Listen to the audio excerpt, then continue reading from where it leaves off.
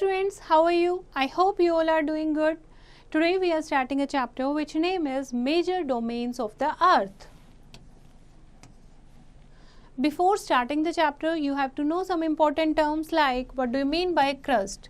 The uppermost solid layer of the earth. Isthmus, a narrow piece of land adjoining two big land masses, for example Panama Isthmus. Strait, a narrow water body that joining two huge water bodies, for example Bering Strait. Hydrological cycle, the water cycle that moves from ocean to atmosphere and from there to lithosphere and then to ocean again. Relief, the difference between the maximum and minimum altitude above the mean sea level. And tablelands are extensive plateaus, for example the Deccan Plateau of India. So the earth is a unique planet in the solar system जहाँ पर water और air है और ऐसी essential condition है जिसके कारण life possible है. In fact, land, water and air are the three major domains of the earth where life exists.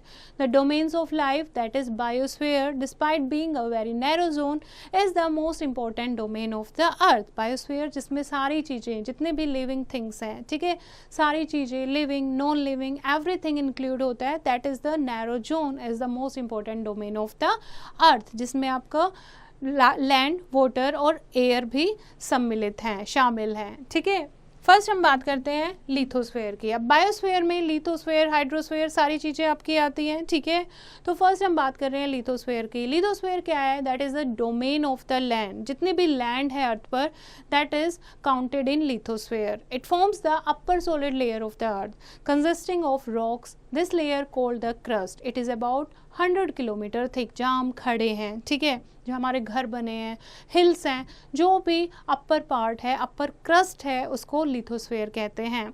It is broken into 20 और so huge slabs called tectonic plates. The land comprises nearly 29% of the earth area. It unevenly distributed and most of the land is concentrated in the northern hemisphere which is called the land hemisphere. ज़्यादातर जो part है land का वो आपका किस में है? Northern hemisphere में है, क्योंकि सर्दर्न हेमिस्फीयर में तो ज़्यादातर वाटर ही है. तो नर्दर्न हेमिस्फीयर को लैंड हेमिस्फीयर कहते हैं और सर्दर्न हेमिस्फीयर को आपका वाटर हेमिस्फीयर भी कहते हैं. Photographs of the earth taken from the space show the distribution of land and water as in shown in the given map. ये देखो, आपको ये नर्दर्न हेमिस्फीयर की पिक्चर है, ये सर्दर्न की है. तो this is land hemisphere, this is water hemisphere जिसमें ओशियंस ज़्यादा हैं. फाइन. अब हम बात करते हैं कॉन्टिनेंट्स की. लिथोस्फेयर में कॉन्टिनेंट्स की. So huge land masses surrounded by water are called continent. बड़े बड़े लैंड मासेस जिनके चारों तरफ वाटर है, surrounded by water, are called continents. There are 7 continents in the world: Asia, Africa, North America, South America, Antarctica, Europe and Australia. ठीक है, ये आपको पता होगा. एशिया सबसे बड़ा कॉन्टिनेंट है, सबसे छोटा है Australia. Besides continents, there are other land masses like peninsula, island and isthmus also. This is a part of the landmark lithosphere. ठीक है, तो कॉन्टिनेंट के अलावा और भी लैंड मासेस होते हैं, जैसे पेनिनसुला होता है, आइलैंड होता है और isthmus होता है. पेनिनसुला क्या होता है? पेनिनसुला ऐसा पार्ट होता है लैंड का जो 3 साइड से किससे कवर्ड होता है? वाटर से, जैसे Indian peninsula, Arabian peninsula etcetera.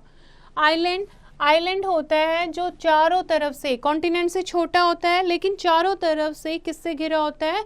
Water से, जैसे कि ग्रीनलैंड, श्रीलंका, जावा, ये क्या है? आइलैंड हैं. ठीक है. इस्थमस क्या होता है? इस्थमस होता है a narrow stretch of land joining two large land masses. जो बड़े बड़े दो कॉन्टिनेंट को आपस में ज्वाइन करती है एक नैरो स्ट्रेच लाइन, उसको इस्थमस कहते हैं. जैसे कि पनामा इस्थमस जो ज्वाइन करती है नॉर्थ एंड साउथ अमेरिका को, and the Suez isthmus which join Africa and Asia. Fine. Now let's discuss about the major landform. As you know, landform जो है वो काफ़ी अनइवन है. कहीं पर आप देखोगे हाई हिल्स हैं, माउंटेन्स हैं, कहीं पर आप प्लेन देखोगे, कहीं पर प्लेट्यूज देखोगे, कहीं पर रिलीफ्स देखोगे. ठीक है, कहीं पर वैलीज देखोगे. तो मेजर लैंडफॉर्म को हम रीड करते हैं. फर्स्ट है mountains. Mountains are highly elevated lands rising above the surrounding region with sharp steep slopes. They are often found in long chains called a mountain range. Some mountains like the Himalayas and the Rockies have several parallel ranges. The Himalayas are the highest mountain ranges in the world. Mountain जो अपने आसपास के area से काफ़ी raised होते हैं उनको mountain कहते हैं. कई बार माउंटेन की पूरी चेन भी होती है जिसको माउंटेन रेंज कहते हैं. हिमालयाज जो हैं these are the highest mountain range in the world and this is the map of the mountain ranges found in the world. ठीक है. अब माउंट एवरेस्ट जिसकी हाइट है 8,848 metre is the highest peak in the world. On the basis of their mode of origin, mountains may be either fold or volcanic. Fold mountains ज़्यादातर जो world में mountains हैं वो फोल्ड माउंटेन्स हैं. ठीक है. दे मे बी यंग और old. Okay. Himalayas जो है वो हमारी क्या है, यंग फोल्ड माउंटेन्स हैं. And the Himalayas in Asia, the Alps in Europe, the Rockies in North America and the Andes in South America, these all are young fold mountains, while the Appalachian and the Aravallis are example of old fold mountains. Second है आपके hills जो mountain से थोड़ी कम height होती है. Hills are areas of moderate relief. The difference in elevation between the top of hills and the bottom of the valleys is between 90 metre to 300 metre. ठीक है. Hills में इधर हैव स्टीप और gentle slope. कई बार इनके बहुत steep slope होते हैं, कई बार जेंटल स्लोप होते हैं. Hills are often formed in an area which was once a plateau. Hills mostly वहाँ बनती हैं जो एक टाइम पर प्लेट्यू थे. प्लेट्यू यानी कि अपने आसपास की सरफेस से ऑलरेडी रेज थे, फिर वो कुछ टाइम के बाद किस में कन्वर्ट हो जाते हैं, हिल्स में कन्वर्ट हो गए.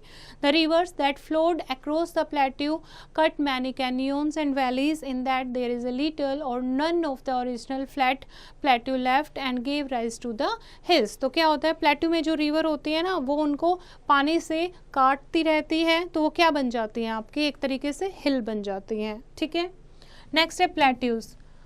प्लेट्यूज क्या होते हैं? प्लेट्यूज एक upland rising above the surrounding area. It is generally more than 600 metre above sea level. Some plateaus reach up to height of 1500 meter and more plateaus usually form near mountain ranges. Some plateaus जैसे Deccan Plateau of India extend over thousands of square kilometer. They are also called tableland. Tibet Plateau जो है that is the highest in the world. It is called the roof of the world. They are large plateau in Africa also. ठीक है. तो इस तरीके से जो आसपास के एरिया से काफ़ी रेज प्लेटफॉर्म होती है उसको प्लेट्यू कहते हैं.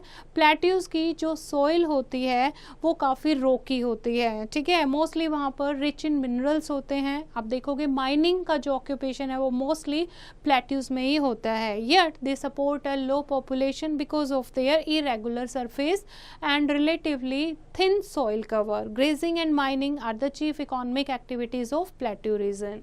नेक्स्ट है plains. A plain is an almost flat area with little difference in elevation between the high parts and low parts. दूर दूर तक आप दिखोगे आपको फ्लैट एरिया दिखाई देगा, कोई हाई या रेज्ड या फिर लो प्लेटफॉर्म आपको एरिया आपको नहीं दिखाई देगा. दूर दूर तक आपको फ्लैट एरिया दिखाई देगा. ठीक है. इनको कहते हैं प्लेन्स. अलग अलग टाइप के प्लेन होते हैं जैसे कि कोस्टल प्लेन्स. कोस्टल प्लेन्स जो कि आपके समुंदर के किनारे होते हैं. ठीक है. सी कोस्ट के पास होते हैं वो आपके कोस्टल प्लेन होते हैं. एंड इनलैंड प्लेन्स होते हैं average about 450 metres above sea level. Over million of years mountains and hills were worn down by wind, rivers and glacier turned into these plain. वहाँ पर जो सॉइल होती है वो एलुवियल सॉइल होती है जो कि काफ़ी फर्टाइल होती है. जो हमारे great northern plain of India है या हांगहो प्लेन्स इन चाइना है एंड नाइल डेल्टा प्लेन्स जो है these are the example of alluvial plain. उसके अलावा एलुवियल प्लेन जो है वो काफ़ी फर्टाइल होते हैं, एग्रीकल्चर के लिए बेस्ट सूटेड होते हैं and they provide facilities of irrigation and transportation also. इसीलिए सबसे ज़्यादा पॉपुलेटेड एरिया कौन सा होता है आपका? प्लेन्स का. 70% of the world population lives in plains. Now next है hydrosphere. We are aware that the earth has a predominance of water on its surface. Nearly 71% of the earth's surface is covered with water. The planet appears blue from the space and is therefore called the blue planet. Hydrosphere include all water bodies, जैसे lithosphere में जितनी भी land bodies थी, ठीक है, जैसे continent, हिल, mountain, plateau, ये सारे आपके लिथोस्फीयर में आते हैं। ऐसे ही हाइड्रोस्फीयर में जितनी भी वाटर बॉडीज हैं, ocean, seas, bays, gulf, strait, lake, ये सारी चीज़ें आपकी आती हैं हाइड्रोस्फीयर में। नाउ नेक्स्ट है the importance of hydrosphere. Hydrosphere क्यों ज़रूरी हैं? हाइड्रोस्फीयर क्यों ज़रूरी हैं? क्योंकि हाइड्रोस्फीयर से बहुत सारी हमारी ज़रूरतें पूरी होती हैं। हाइड्रोस्फीयर के कारण ही हाइड्रोलॉजिकल साइकिल जो है वो नेचर में चल रही है। Oceans and seas are useful for navigation and trade also, and indented coast line is favourable for the development of harbours and port, जिसके कारण ट्रेड ईजी हुआ है। Ocean provide us food such as fish, crabs etcetera, and they also contain many useful minerals including petroleum. They have been rightly termed as the storehouse of future. Next है oceans। अब hydrosphere में जो water bodies आती हैं उनके बारे में हम पढ़ेंगे। ओशियंस, ओशियंस जो सबसे बड़ी ह्यूज वाटर बॉडीज हैं जो आपस में इंटरलिंक्ड है। They are 4 ocean in the world: Pacific, Atlantic, Indian ocean and the Arctic ocean. Pacific ocean is the largest and the deepest ocean. Arctic ocean सबसे smallest ocean है जो mostly frozen ही रहता है। And the other water bodies include bay, gulf, inlet, lake, river, etc. A narrow stretch of water joining two oceans is known as strait. For example, Bering Strait जो join करती है Pacific Ocean को and Arctic Ocean को. Now here is an interesting fact. Prior to 1492 AD, when Columbus discovered the islands of Bahamas and later Amigo Vespucci, an Italian explorer discovered the Americas named after the explorer. After these, known world comprised only 3 continents, that is Asia, Europe and Africa. Africa was called the Dark Continent. So Australia was discovered in 1770 AD by James Cook and Antarctica in 1820 AD by Bellingshausen. तो इस तरीके से जो continents हैं वो अलग अलग time पर डिस्कवर किए थे अलग अलग साइंटिस्ट ने। Okay, next is atmosphere, lithosphere, hydrosphere. Third आता है आपका एटमोसफेयर। एटमोसफेयर जो कि एक ब्लैंकेट ऑफ गैसेस है जो हमारी अर्थ को सराउंड करता है। Atmosphere is the blanket of gases that surrounds the earth. It extends from more than 1600 kilometre from the earth surface due to a large concentration of gases, dust and water vapour in its lower layers. The air is dense near the earth surface and become thinner as one goes. It acts like a shield that protect us from intense radiation of the sun. Atmosphere consists of several gases जिसमें nitrogen, oxygen, carbon dioxide, ozone, helium, water vapour भी हैं। सबसे ज़्यादा amount में nitrogen gas होती है, ठीक है, और ऑक्सीजन जो है वो हमारे सर्वाइवल के लिए बहुत ही इंपॉर्टेंट गैस है। ओजोन लेयर जो है वो हमारी सन के अल्ट्रावायलेट रेज से प्रोटेक्शन करती है। कार्बन डाइऑक्साइड जो है वो प्लांट्स के लिए बहुत ही इंपॉर्टेंट है। एंड जैसे जैसे हम ऊपर जाते हैं तो ऑक्सीजन जो है वो ऑल्टीट्यूड के साथ कम होती जाती है। इसीलिए जो माउंटेनियर्स होते हैं, जो एस्ट्रोनॉट्स होते हैं, वो अपने साथ ऑक्सीजन सिलेंडर कैरी करके लेकर जाते हैं। ओके, नेक्स्ट है biosphere. Biosphere, biosphere is the realm of the life where all the living being exist. एक लिविंग बीइंग को एग्जिस्ट करने के लिए लिथोस्फीयर, हाइड्रोस्फीयर और एटमोस्फीयर सारी चीज़ें चाहिए। तो ये सारी चीज़ें किस में आती हैं? आपकी बायोस्फीयर में आती हैं। It is a narrow zone where land, air and water interact with each other. It extend up to 12 kilometre in the atmosphere and nearly 9 kilometre into the ocean and forms a 21 kilometre wild belt. 21 kilometre की जो wild belt है that is composed of biosphere. This narrow zone contains all forms of life. The size of organisms varies from a minute bacteria to huge whales and elephants. तो जितनी भी living thing है, जिसको living thing को support करने वाली जितनी भी चीज़ें हैं वो आपकी किस में मिलती हैं? बायोस्फीयर में मिलती हैं। There are about 3 lakh varieties of plants and 1 lakh species of animals in the biosphere. Now plants and animals, ये क्या है आपका बायोस्फीयर है, जहाँ पर सारे स्फीयर जो हैं आपका एटमॉस्फेयर, लिथोस्फीयर, हाइड्रोस्फीयर, वो आपस में क्या करते हैं, इंटरेक्ट करते हैं। Now plants and animals interact with each other, plants are called producers, ठीक है, क्योंकि ये प्रोड्यूस करते हैं, अपना खुद फूड खुद बनाते हैं, and for an animal as well, animal के लिए भी प्रोड्यूस करते हैं, तो प्लांट को कहा गया है प्रोड्यूसर।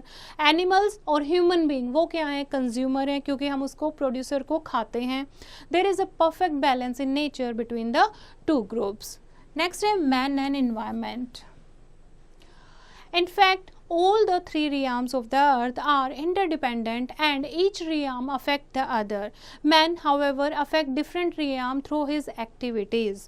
जो इतनी human population day by day increase होती जा रही है, तो उनको रहने के लिए जगह भी ज़्यादा चाहिए, खाने के लिए उनको क्रॉप ग्रेन ज़्यादा चाहिए, फूड ज़्यादा चाहिए, तो क्या किया जा रहा है, ज़्यादा से ज़्यादा ट्रीज़ को कट किया जा रहा है, ठीक है, ताकि उनके रहने की जगह बना सके, एग्रीकल्चर ज़्यादा से ज़्यादा हो पाए, इंडस्ट्रीज़ इस्टेब्लिश हो पाए। इसके कारण क्या हो रहा है, इसके कारण जो हमारा इकोलॉजिकल बैलेंस है नेचर का, वो डिस्टर्ब हो रहा है। डिफॉरेस्टेशन के कारण जो ग्लोबल नेचुरल इन्वायरमेंट है वो काफ़ी डिस्ट्रॉय हो चुका है, और ग्लोबल टेम्परेचर, जिसको ग्लोबल वार्मिंग कहा जाता है, जिसके कारण नेचुरल कैलेमिटीज़ आ रही हैं, सॉइल इरोजन हो रहा है, फ्लड्स आ रही हैं, फेमाइन आ रही हैं, and destruction of natural habitat of wild life etcetera. Different human activities जैसे कि agriculture, mining, industries, transport, construction of building etcetera cause massive environment pollution when land, water and air get polluted. इसके कारण chemical fertiliser का use किया जा रहा है irrigation में, जिससे फर्टाइल सॉइल है वो ख़राब होती जा रही है, ठीक है। इंडस्ट्रियलाइजेशन के कारण वाटर पॉल्यूट हो रहा है, और बहुत सारे व्हीकल से जो धुआं निकलता है उससे एयर हमारी पॉल्यूट होती जा रही है, माइनिंग से लैंड डिग्रेडेड होती जा रही है। तो ये टाइम है हमारा जब हमें ऐसे स्टेप उठाने चाहिए जो इको फ्रेंडली हो, ऐसी चीज़ों का यूज़ करना चाहिए ताकि हम अपने एनवायरनमेंट को प्रोटेक्ट कर सकें। नेक्स्ट है global warming. Global warming is the general increase in average temperature around the world. पूरे वर्ल्ड में टेम्परेचर बढ़ता ही जा रहा है। जैसे पहले सीजन्स होते थे, अब आप देखोगे सीजन्स जो हैं, समर सीजन सबसे बड़ा सीजन है, ठीक है। क्यों? क्योंकि ग्लोबल वार्मिंग के कारण अर्थ का जो टेम्परेचर है वो इतना ज़्यादा बढ़ गया है, because of the pollution and human activities. This increase has been between 0.3 degree Celsius and 0.8 degree Celsius over the last century. Most scientists believes that it is caused by human activities, which have resulted in an increase in the Earth's natural greenhouse effect that keeps the Earth pleasantly warm. But if it increases, the Earth will become hot. Global warming is bringing stormier weather and melting of polar ice caps, which might flood low-lying countries like Maldives and Bangladesh. अब global warming से क्या होगा? बहुत ज़्यादा तूफान चलेंगे, ठीक है, तूफान आएंगे, वेदर जो है वो बहुत ज़्यादा स्टॉर्मी हो जाएगा, जो पोलर आइस कैप्स हैं जहाँ पर हमेशा बर्फ़ जमी रहती थी वो मेल्ट होना शुरू हो जाएगा, फ्लड आनी शुरू हो जाएगी, और जैसे जो कंट्रीज़ हैं, मालदीव्स हैं, बांग्लादेश हैं, और उनको काफ़ी खतरा होता जाएगा। Now measures of environmental protection, कैसे हम अपने इन्वायरमेंट को प्रोटेक्ट कर सकते हैं? नेचर का बैलेंस बनाना बहुत ज़रूरी है, तो हमें रिसोर्सेज को सोच समझ के यूज़ करना चाहिए। हम अपने land, air and water pollution को कैसे कम कर सकते हैं वो चीज़ें हमें देखनी चाहिए। उसके अलावा afforestation help in regeneration of forest, ज़्यादा से ज़्यादा पेड़ लगाने चाहिए ताकि फॉरेस्ट हमने काटे हैं एग्रीकल्चर के लिए, बिल्डिंग बनाने के लिए, इंडस्ट्री के लिए, वो दोबारा से बन सकें, ठीक है, दोबारा से खड़े हो सकें। Faulty agricultural practices should be curbed and scientific method of farming should be adopted. जो faulty agriculture technique हैं उनको छोड़कर new scientific farming techniques को use करना चाहिए। Overgrazing in forest should be controlled and eventually banned. Overgrazing ban होनी चाहिए। Dumping of industrial effluent and solid waste into water bodies must be curbed. जो industries का गंदा पानी वाटर बॉडीज़ में थ्रो करते हैं उस वाटर को पहले ट्रीट करना चाहिए डंप करने से पहले, या फिर वो बिल्कुल बैन होना चाहिए। Sustainable development or controlled exploitation of mineral resources is essential. Mineral resources जो हमारे पास हैं उनको सोच समझ के यूज़ करना चाहिए, उनको exploit नहीं करना चाहिए. Air pollution by factories and vehicles are exhaust should be minimize. जो फैक्ट्री से निकलने वाला धुआं है, व्हीकल से निकलने वाला धुआं है, उसको कम करना चाहिए. Biodiversity of nature should be preserved. और जो बायोडाइवर्सिटी है नेचर की उसे हमें प्रिजर्व करना चाहिए. Environmental education and awareness needs to be created among people. लोगों को जागरूक करना चाहिए, इन्वायरमेंटल एडुकेशन देनी चाहिए कि इन्वायरमेंट कैसे हमें सेफ रखता है, कैसे हमें नेचर का बैलेंस बनाना जरूरी है. Now just have a quick recap of the chapter. The earth has three major domains: lithosphere, hydrosphere and atmosphere. The narrow zone of contact of these three domains where life exists is called the biosphere. Lithosphere is the realm of land. Land and water on earth is unevenly distributed. There are 7 continents: Asia, Africa, North America, South America, Antarctica, Europe and Australia in the descending order of size. Mountains, hills, plateaus and plains are the major landforms on the earth. Hydrosphere is the realm of water and includes oceans, seas, lakes, etc. Atmosphere is the blanket of air which consists of nitrogen, oxygen, carbon dioxide, ozone, etc. These gases are useful for living beings. Biosphere is the realm of life. All living beings are grouped into plants and animals. There exists perfect balance in all the realms which are interdependent. Man interferes with his environment. His activities disturb the ecological balance in nature and cause environmental pollution. Global warming is causing severe storms and melting of glaciers. We should take appropriate measures to protect our environment from further degradation. So this is the chapter बच्चे. I hope you have understood the chapter. You have to read it once again and do the practice of exercise yourself.